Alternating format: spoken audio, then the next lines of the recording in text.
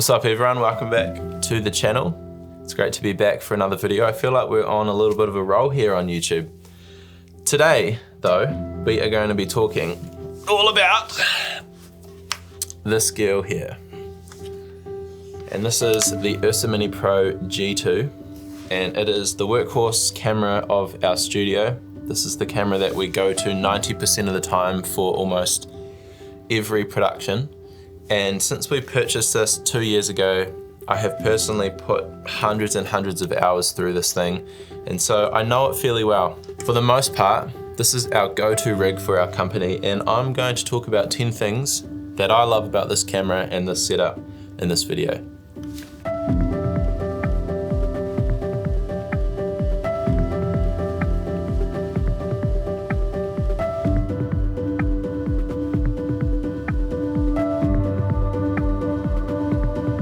Number one, obviously cameras need to look good. The images coming out of them need to look good if we want to use them, and that's what I love about the Ursa Mini Pro G2 is the image quality. So you've got a 4.6K sensor that can shoot all the way up to 120 frames per second in 4.6K without any image loss. So when you're on a shoot, you want to not have to worry about all of the compression that comes with higher frame rates and how that's going to affect post-production.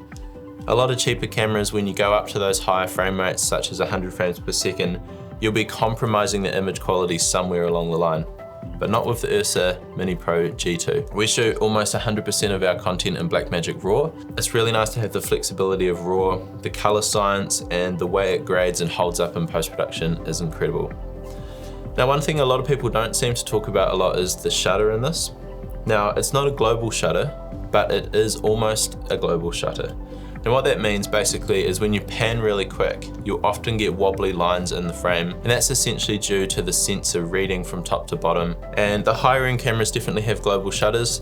This one doesn't, but it's very close, and the images coming out of here are beautiful and cinematic, and those wobbly lines are almost next to nothing. Number two, the second reason I love this camera is the internal NDs, which are over here. So you've got a 2, a 4, and a 6 stop ND within the camera. And if you've never used internal NDs, it will literally change your life. So the internal NDs are inside the camera body itself. So they're in front of the lens. And what that means is they can make the NDs really small because they only have to cover the sensor. And that means they're super high quality and they're always available and handy. So you don't actually need a matte box, you don't need filters at the front to control your light, it's all in the camera. So when we're shooting in 25 frames per second and I want to capture some 100 frames per second B-roll for the program or whatever we're shooting, I can simply stop the NDs down 2 stops. So if I'm on a 4 stop, I'll go down to a 2 stop, push one button to get the camera into 100 frames per second, and now I'm shooting 100 frames per second without any exposure changes to the footage I was just shooting in 25 frames per second. Another thing that the NDs do is it allows space in the filter holders on your matte box for other things. Oftentimes with cameras without NDs, you're taking up space in your matte box at the front using NDs, and so this allows us to have the NDs in the back. We've got a circular polarizer here, and we've got 2 stages of filtration in the top here, which we can use for other things like a ProMIS filter or a UV protection filter. Number 3 is variable lens mounts. So this camera is rigged out at the moment with a PL lens mount, and this is the Desofilm 20-55 lens. It's a 2.8 parfocal zoom cine lens. It's a beautiful thing. It was actually released not too long ago, and I'll do a review of this lens separately. But the thing I love about this camera is the PL mount. The PL mount is better in every single way from the EF mount. It's rock solid, it holds the lens really sturdy, and I love the PL mount. Also, the variable nature of this lens mount means that it opens up the camera to pretty much every lens. So we can have EF native lenses on here if we want to go smaller form factor and use a whole range of our DSLR lenses. It also means that we can take this camera onto bigger productions with specific lens requirements, and we can house all of the PL mount cine lenses, which is awesome. All right, number 4, let's talk about media and recording media. You've got so many options. You've got 2 SDs, 2 CFs in the side, you've got a USB out, and you also have this SSD card reader at the back of the camera. I love this because it bulks the camera out. and it allows the weight ratio between the lens and the back of the camera to be nice and centered over the body. But the main thing is that it allows you access to really cheap media. So we use the Samsung Evo drives in here. And what this means is that we can essentially just buy as much storage as we want because they're so cheap. You can get a 500 gigabyte to 1 terabyte drive for less than $100. It means that you don't have to worry about media filling up, and you can just take 5 to 6 to 10 cards with you on set, and that's not going to be a problem. We also love how easy it is with the top-down loading. Just pull the flap up there, take the card out, and you're good to go.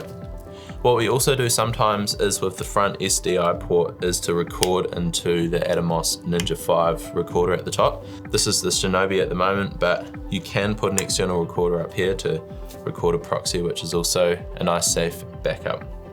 Okay, moving on, number 5.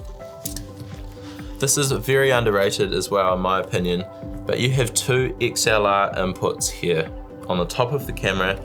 And believe it or not, the audio out of here is very, very nice. Personally, for our workflow, having XLR built into the camera is a huge win, and it allows us to record 2 high quality XLR mics into the camera that's already pre-synced with our Blackmagic RAW files. And this increases the speed of our workflow, and it's a good thing. Also, when you're a single operator, we have a few camera operators here in the company, and when you're going out on a job by yourself with this camera, you're essentially a one-man unit. You can pop this on a tripod for an interview, plug your headphones in, plug your microphones in, and it's all in one package. You're not worrying about external recorders, a whole bunch of different batteries. It's all in the camera. Speaking of external batteries, the 7th reason I love this camera is the V-mount power supply option. Whoa, wait a second. I totally missed out number 6 in the previous video, so here I am, future Josh, to give you the 6th thing that I love about the Ursa Mini Pro G2, and that is its reliability. So this camera has been super reliable over the last 2 years. It hasn't really skipped a beat. It's been rock solid. As a filmmaker, you want tools that you can rely on, that you don't have to worry about. You don't have to finesse and learn the intricacies of when it's gonna work and when it's not gonna work. You just want a tool that you can grab that works 100% of the time. And this is what the Ursa Mini Pro G2 has done. The one thing I will mention, however, is the SSD card reader right here has glitched out on us twice. On 2 productions, we've had cards in here that have seemingly corrupted. But as I mentioned before, it says it's corrupted, but it's not. All you need to do is take it into the Mac OS disk utility and use the first aid tool, and it will do some magic, and then you'll be able to restore all of your footage. So it doesn't delete your footage, but there have been 2 times that I should mention that this SSD card reader has failed on us. However, that's not to say it's the camera's fault. It is an external unit that is external to the camera, and so that is where the fault is. But beyond that, the Ursa Mini Pro G2 has been rock solid. All right, let's get back to the original video with number 7. The 7th reason I love this camera is the V-mount power supply option. So from one battery, we can supply power to the whole camera. You're essentially supplying power to the monitor, to any follow focus motors, and to the audio unit, all in one, and it's just a really clean, streamlined way of working.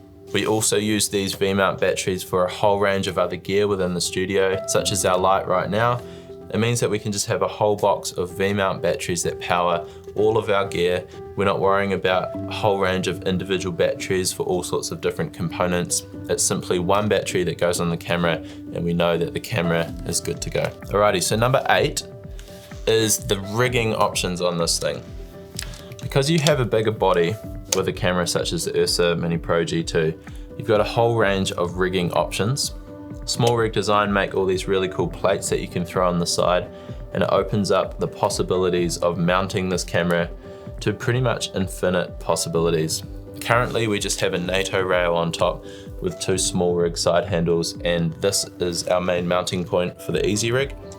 We also have a back mounting point to help with the downward tilted angles, but everything is just rock solid on this thing. At the moment, we primarily use this camera on the Easy Rig, which gets mounted at the top, but this side handle here allows us to just take it off the Easy Rig, take it off the tripod, and hold it here in the arms and get some B-roll pickup if we need to get really close to the ground. But the ergonomics on this, the rigging options is a huge win in my opinion. Number 9, another reason I love this camera is that you have access to all of the features on this left-hand side here using buttons. You don't have to open up this screen, go through the touchscreen menu. Although the menu is beautiful, Blackmagic Design have done an incredible job with the menu. It's really simple to use, but I do love the fact that when you're shooting, when you're out and about, you just have access to all the main features on the side here using the buttons. 3 buttons I use all the time are these customized F buttons, F1, F2, and HFR buttons on the side. What we use this for is focus peaking, false color, and then this button here flicks us between 25 frames per second and 100 frames per second. As I mentioned before, we can simply click this button to go to 100 frames, stop the ND down 2 stops, and we're shooting in 100 frames per second with no exposure changes. I also love the fact that here you can adjust the volume for the headphones, the monitor, and if you're using a DSLR lens, on here with the EF mount, this controls the aperture. Really lovely to work with manual buttons on the side. Okay, lucky last, we're up to number 10. The 10th thing I love about this thing is just the value for money. Now it's similar to the first point in terms of the image quality, but what you're getting in this package is huge value for money. $25,000 might seem like a lot for a fully rigged camera, but you've got to remember that you're getting more than just a camera out of this. You're getting a high quality 2 XLR channel audio recorder. You're getting 2, 4, and 6 stop high quality ND filters in the camera body. And you're also getting a 4.6K capable RAW recorder, which is incredible. So there's a lot going on in this camera. For us and the type of work that we do, this is almost a one-stop shop. The only thing that lets this camera down obviously is the size. A lot of the time the size is great. On the Easy Rig you want the weight of a really heavy camera to be able to get those nice cinematic swings. However, there are some productions that are just not practical to have such a big camera around. And that's where we turn to the likes of this camera that I'm filming on right now, the Pocket 6K. But between the Pocket 6K and the Ursa Mini Pro G2, it covers 100% of our production needs. So I hope that was helpful. I hope that you enjoyed a bit of that camera breakdown and why we love using the Ursa Mini. I will do some future rig build videos about this camera, and I've got heaps of ideas for future videos, but please drop a line in the comment box below as to what you would like to see more of, and I'll be sure to get back to you. We'll see you in the next video.